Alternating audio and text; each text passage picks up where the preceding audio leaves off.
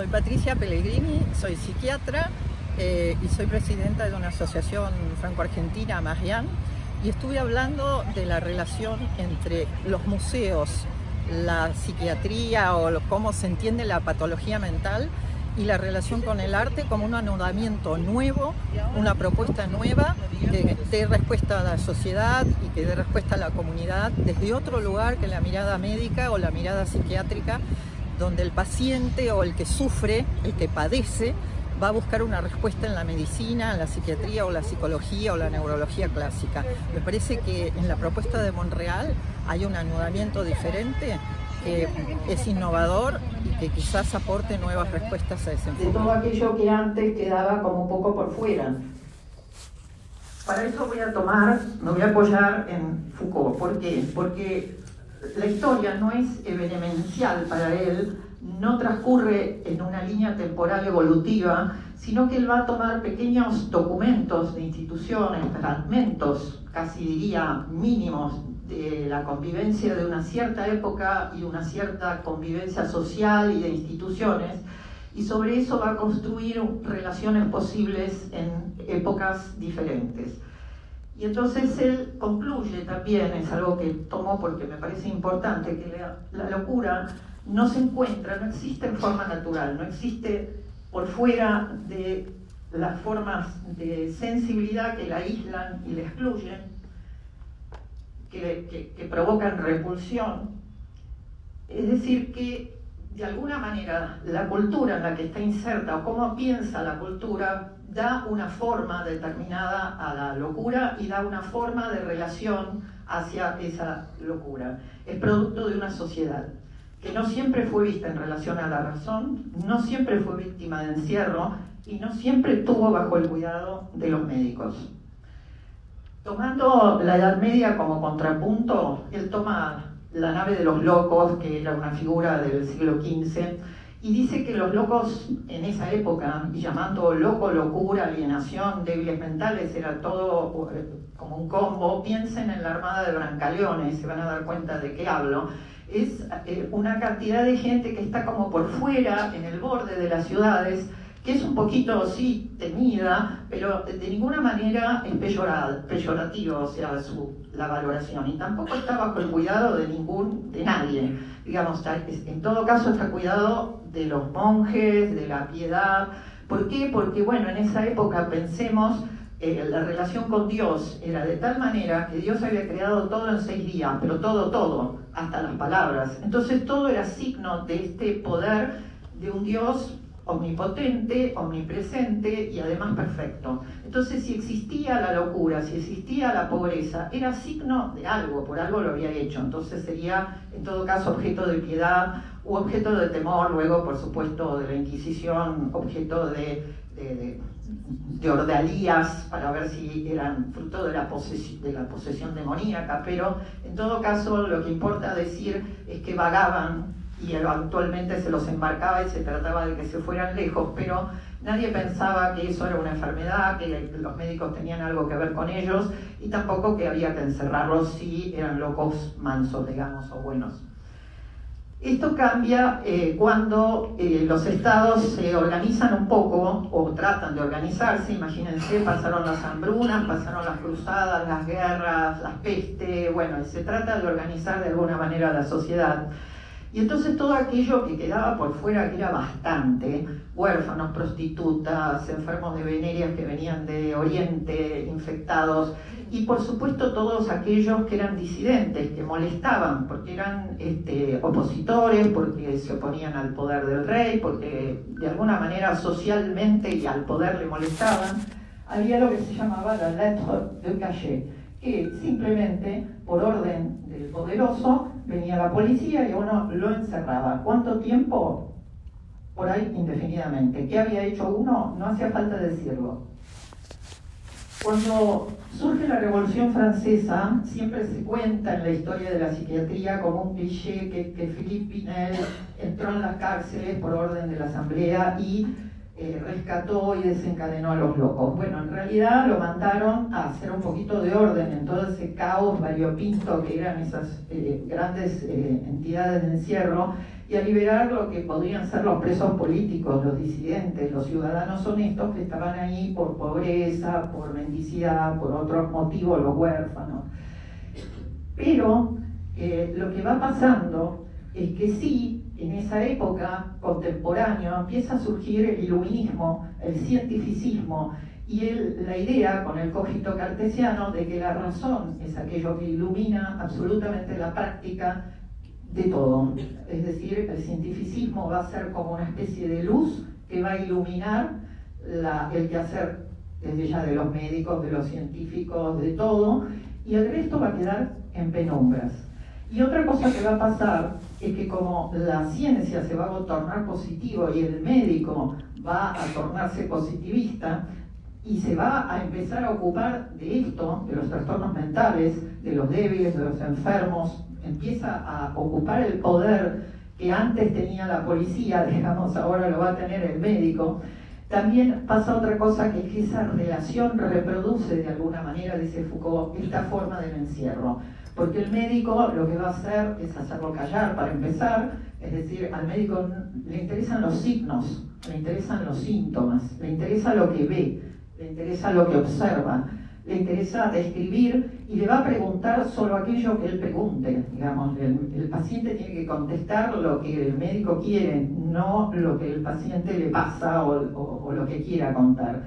Entonces es la gran descripción, las grandes descripciones clínicas de los grandes psiquiatras, Kraepelin, Jaspers, que comienzan en el siglo XVIII y en el siglo XIX, tratan de recortar lo que ellos llaman trastornos mentales, de separarlo de lo que es la debilidad mental, de aquellas enfermedades que sí tienen locura por una causa toxicológica, venérea, como la sífilis, y se recorta lo que aún hoy un poco persiste, que es esta relación médico-paciente, esta relación psiquiatra, neurólogo, neuropsiquiatra con el enfermo o el que sufre un trastorno mental, cualquiera sea, puede ser melancolía, psicosis, bueno, queda bajo esta sujeción que de algún modo reproduce esto.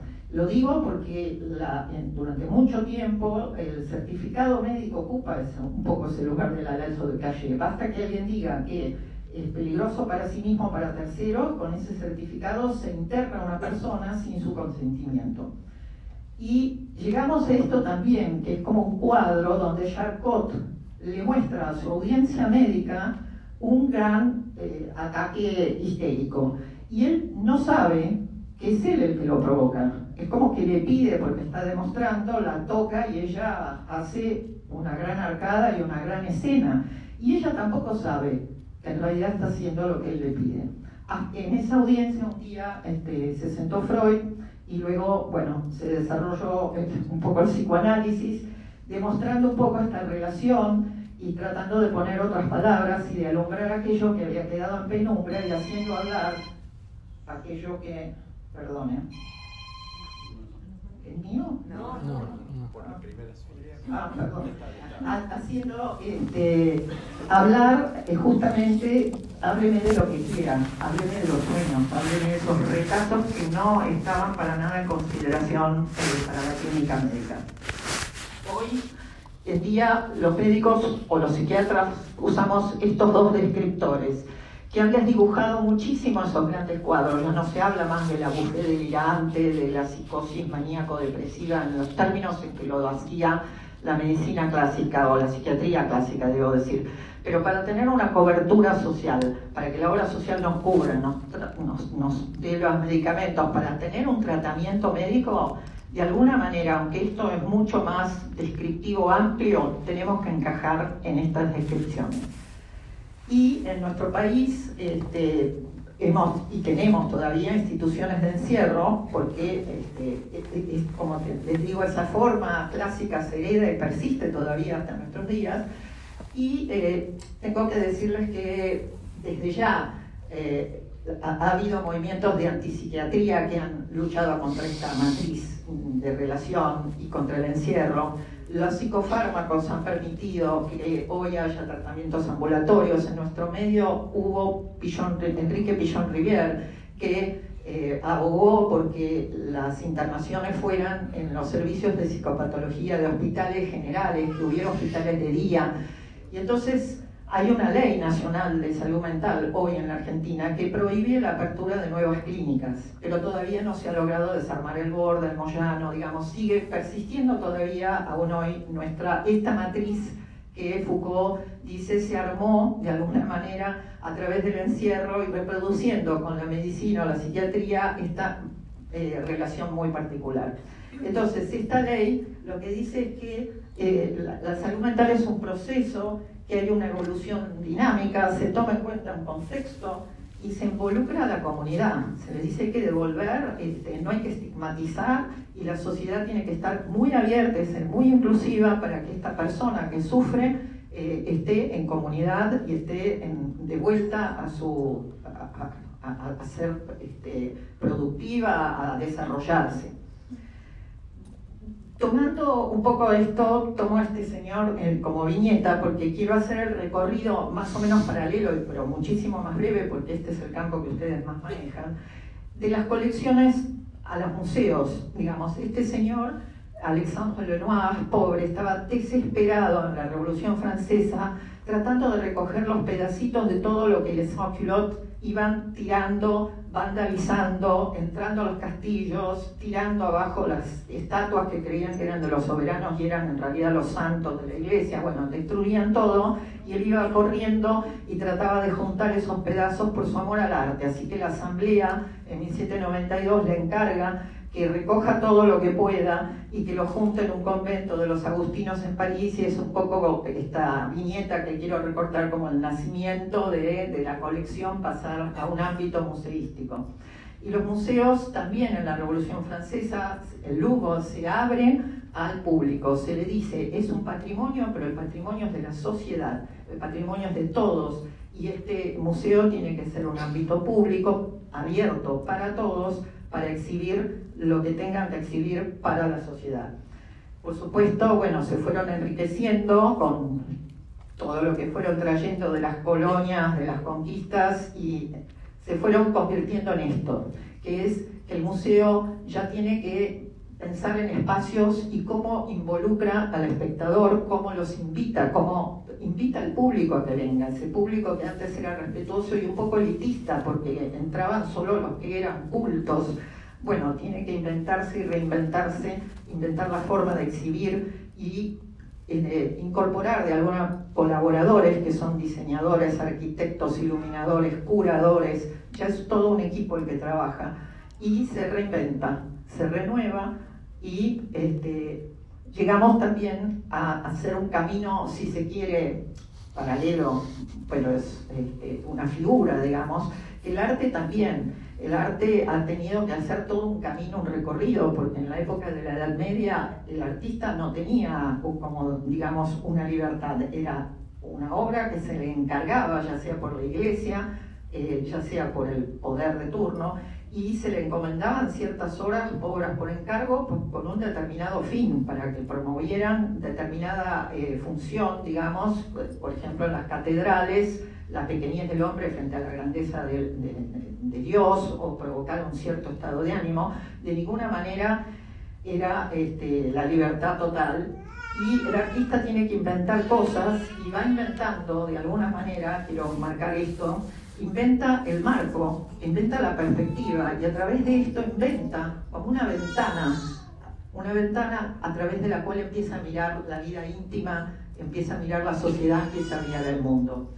Y, por supuesto, ha pasado épocas clásicas donde el razonamiento científico, el cientificismo provocaba que había un dictamen de lo que era arte y de lo que quedaba por fuera, y los artistas en los museos exhibían lo que era considerado el arte, y para ser mostrado, exhibido, no todos eran admitidos. No se tocaba, se miraba y se admiraba de lejos. Llegamos a esto, que es cómo ha evolucionado el arte. No les voy a contar a ustedes, pero por ejemplo, tomamos Tomás Saraceno, es alguien que trabaja con arañas. Tuvo una idea y tuvo que juntarse con todo un equipo, donde tuvo que llamar a científicos, biólogos, trabajó con curadores, con el director del museo, como para llegar a hacer una obra de esta. Y también hay artistas que nos proponen meterse dentro de la obra, vengan a experimentar, a jugar, vengan a comer la obra, vengan a mirar la ciudad de otra manera, vengan a mirar lo que le pasa al planeta desde otra perspectiva. Nos convocan, nos provocan. Y entonces este recorrido que les propuse muy apresuradamente, llegamos a esto, a que las sociedades nos están pidiendo algo que escapa del ámbito de esta relación clínica, digamos, de médico-paciente, donde el arte también nos está pidiendo la sociedad y los artistas convoquen, los museos se ven también convocados por esta demanda social de inclusión y de innovación. El arte terapia no es esto, según lo que yo pude hablar. No es el cerebro derecho, el cerebro izquierdo, no es pintar mandalas.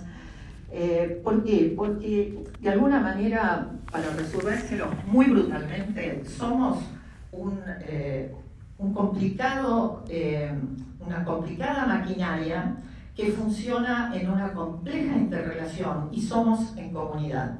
Es decir, estudiar las funciones aisladas no nos sirve de mucho, y si bien nos asombra mucho todo lo que hoy sabemos de del funcionamiento del cerebro, de la neuropsicoinmunoendocrinología, fíjense cómo han tenido que reintroducir el sujeto después de haberlo despedazado en pedacitos.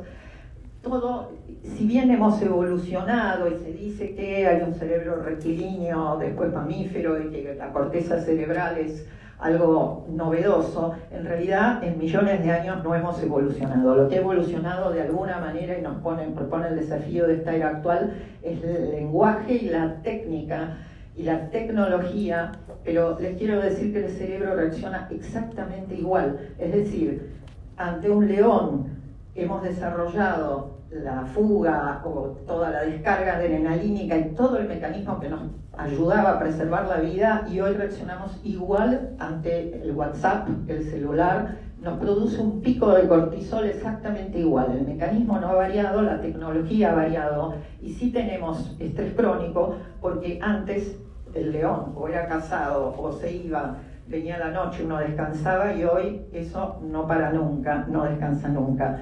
Las adicciones al celular, al FOMO, que es Fear of Missing Out, que es un temor a quedarse fuera de algo, ¿cómo me voy a quedar? El temor a que me bajen de la comunidad de Facebook, al bullying. Todo esto es producido por el mismo cerebro, y de alguna manera la sociedad sí evolucionó, pero es el miedo a ser echado de la tribu, a que fuera de la tribu no sobrevivo bien. Y las adicciones, la adicción al teléfono es la misma que nos provocaba caminar kilómetros para llegar a la fruta, que nos recompensaba y que nos volvía a repetir la acción. Así que el mecanismo es un poco el mismo, no hemos evolucionado tanto. Porque además nos hacemos las mismas preguntas. ¿De dónde venimos? ¿Hacia dónde vamos? ¿Qué es el dolor, la enfermedad, la vejez, la muerte? Fíjense, son las preguntas que se ha hecho Buda, que ha hecho la religión. Todavía nos hacemos esas preguntas que nos angustian o nos preocupan.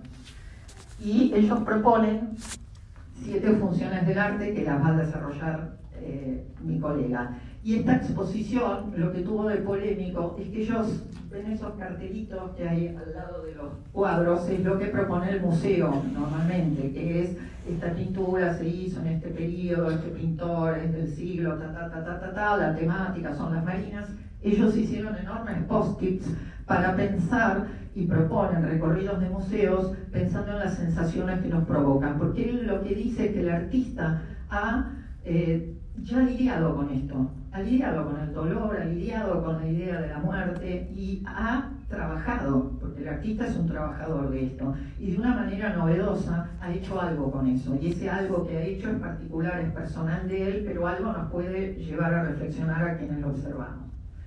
Y este terapeuta, este arte terapeuta contratado por un museo, es una persona que trabaja con estas enfermedades, trabaja con estas alteraciones o lo que hoy llamamos trastornos alimenticios, trabaja con Alzheimer, trabaja con la violencia, con el racismo, con la exclusión. ¿Dónde trabaja? En estos espacios que le destina el museo. Trabaja en estos espacios que son dedicados a la investigación. Acá trabajan los investigadores y no trabaja solo, trabaja con todo este comité y con todo este equipo interdisciplinario donde hay desde investigadores médicos, neurólogos, investigadores, curadores. Trabaja en un equipo amplio interdisciplinario de gente que viene de distintas partes de Europa y de disciplinas. Y entonces el psicoanálisis que nos enseñó, bueno, el síntoma de alguna manera es tratar de hacer algo con el dolor, hacer algo con esto que el malestar en la cultura, podríamos decir. Y el artista también nos ha enseñado que con restos, con cosas, se puede hacer algo y hacer una síntesis con aquello para lograr una respuesta un poco más personal.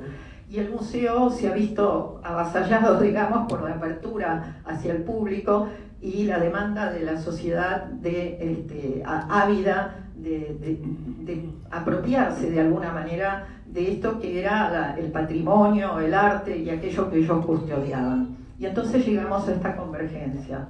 Muchas gracias.